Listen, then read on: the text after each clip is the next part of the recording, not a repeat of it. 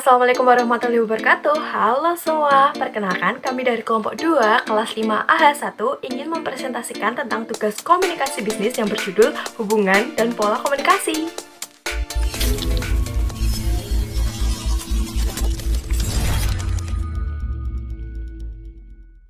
Saya akan memperkenalkan anggota kelompok 2 dari semester 5 AH1.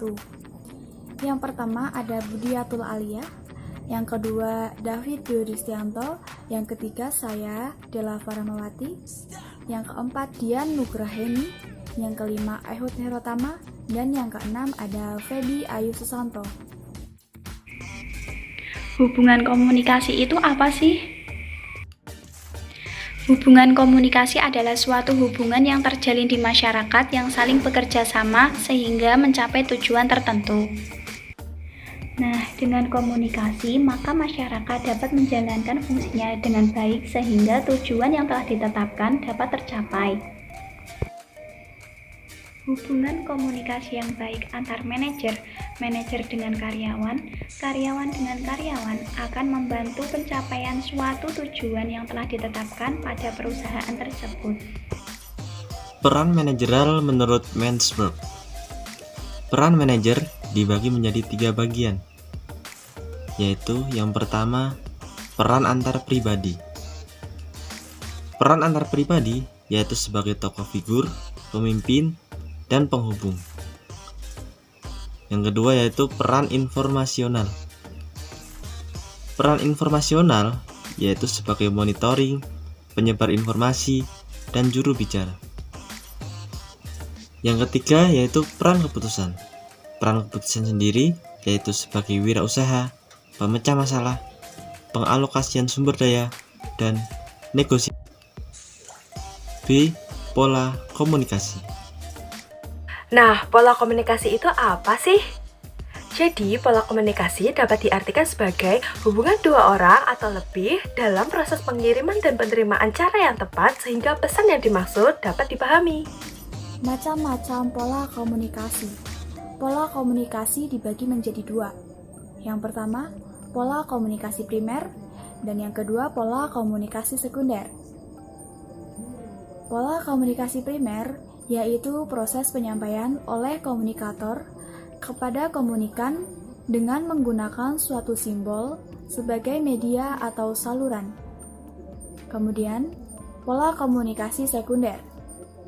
Pola komunikasi sekunder merupakan proses penyampaian oleh komunikator kepada komunikan dengan menggunakan alat atau sarana sebagai media kedua setelah memakai lambang pada media pertama.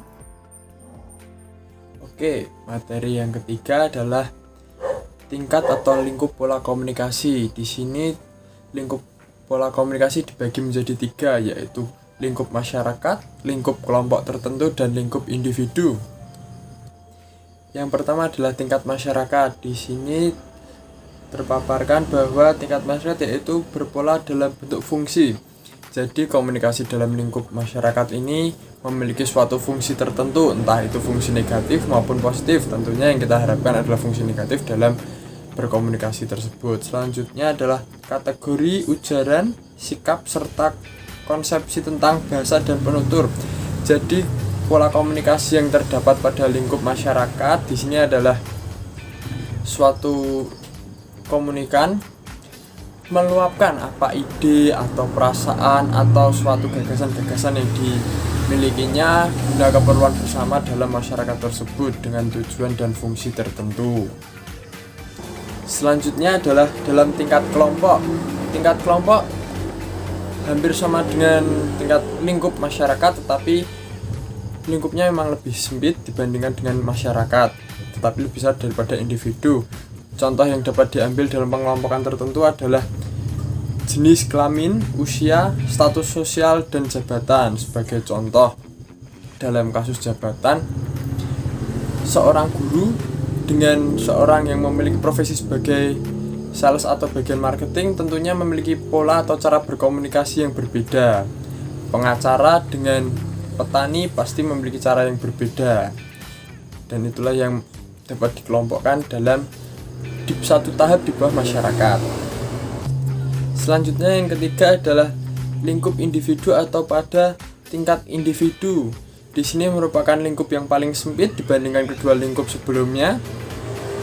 Pada lingkup individu ini merupakan terjadi pada tingkat ekspresi dan interpretasi kepribadian. Sebagai contoh, saat orang berkomunikasi, cara mereka menghadapinya tentu saja berbeda. Seperti saat orang berkomunikasi gemetar atau grogi, setiap orang pasti berbeda-beda. Selain itu, cara menyampaikan antara individu satu dan yang lainnya pasti sangat berbeda, dan ide-ide pun yang disampaikan sangat berbeda, dan disitulah diperlukannya komunikasi untuk mengeluarkan ide-ide itu dan menyatukan menjadi keputusan bersama. Setelah membahas mengenai tingkat atau lingkup pola komunikasi, selanjutnya kita akan membahas mengenai saluran komunikasi. Di sini saluran komunikasi dibagi menjadi dua, yaitu saluran komunikasi formal dan komunikasi informal. Di dalam komunikasi formal terdapat komunikasi dari atas ke bawah. Dari atas ke bawah ini biasanya berupa instruksi dari atasan ke level yang di bawahnya. Biasanya terjadi dalam organisasi-organisasi untuk melakukan instruksi-instruksi tertentu. Tetapi komunikasi dari atas bawah ini dapat juga berupa amanat atau motivasi. Selanjutnya adalah komunikasi horizontal atau yang dalam bahasa lain disebut dengan lateral.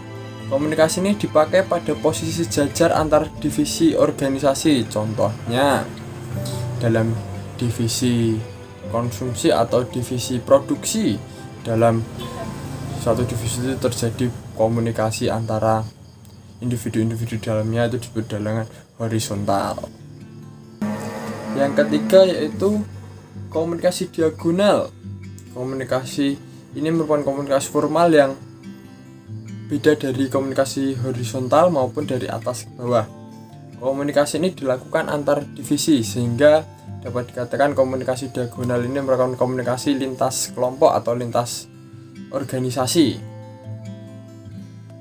Sebagai contoh adalah komunikasi yang dilakukan pada divisi produksi dengan divisi pemasaran untuk mengetahui cek stok barang dan lain-lain.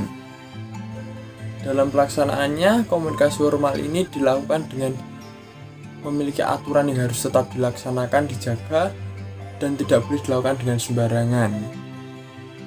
Selanjutnya adalah komunikasi informal.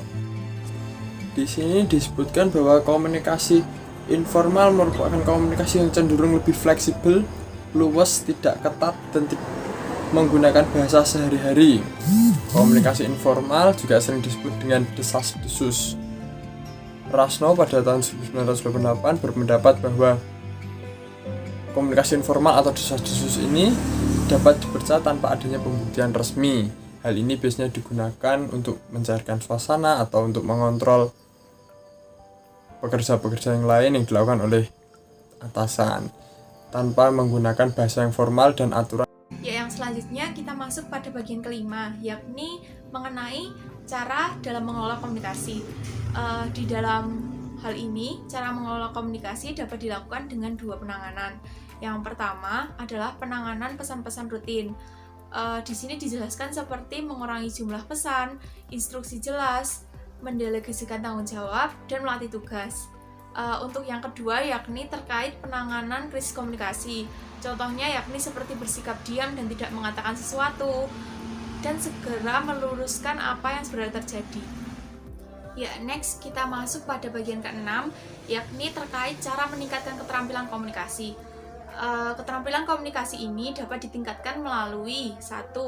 Mendengarkan, 2. Membaca, 3. Membuat percakapan yang menarik, 4. Melakukan wawancara, 5. Melakukan diskusi kelompok, 6. Melakukan pidato dan presentasi, serta yang terakhir atau yang ke-7 yakni menulis surat, memo, dan laporan. Sekian dari kami, kelompok 2. Kurang lebihnya mohon maaf. Wassalamualaikum warahmatullahi wabarakatuh. Sampai jumpa.